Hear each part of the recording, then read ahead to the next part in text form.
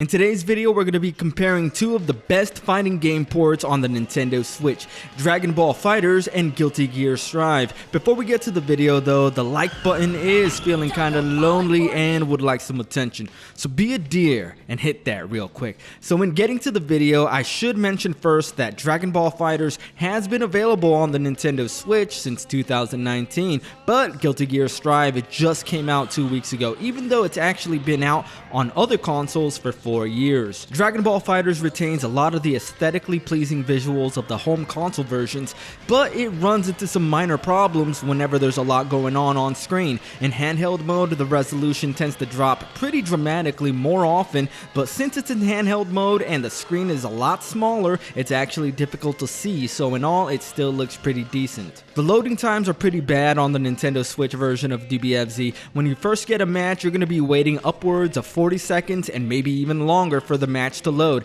However, when it comes to rematching, it's pretty much instantaneous, which cannot be said for other games like Mortal Kombat 1, where for some reason rematches with the same player, they actually take longer to load than the initial match. There's not much to say about the performance, honestly. It runs at a very stable 60 frames per second, and as someone who used to play this game constantly on the Switch, I never had any problems. The biggest negative that I can point to with a Dragon Ball FighterZ on the Nintendo Switch is the netcode. Yep, the netcode, it's total garbage. It has delay-based netcode, and while it is true that the other versions of dbfz also had a delay-based netcode until about a year ago, even those versions of the game had better online than the Switch, because the Switch was in a unique place where most people use Wi-Fi instead of Ethernet. The Nintendo Switch's native online is just overall slower as well. So say for example that you take the same two players playing dbfz on the PlayStation 4 with one on LAN and the other on Wi-Fi, you take those same two players and pretend that they're on the Switch version instead,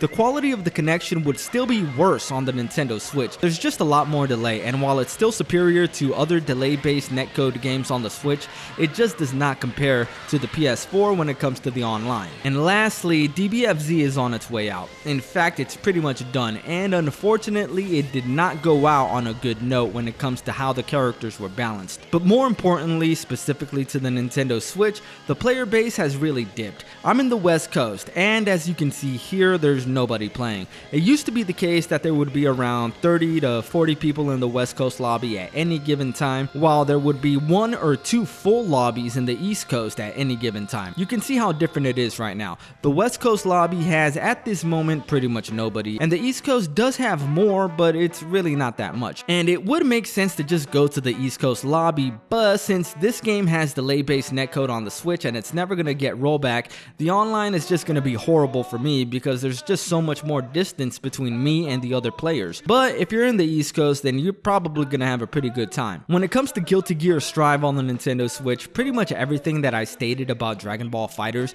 it also rings true for Guilty Gear Strive, except for a couple things. The graphics are top notch, so if I showed you a screenshot of Guilty Gear on the Switch, you probably would not know that it's on the Switch or the PS4 until you put them side by side. The differences are there, but they're minor. There are also resolution drops in Guilty Gear.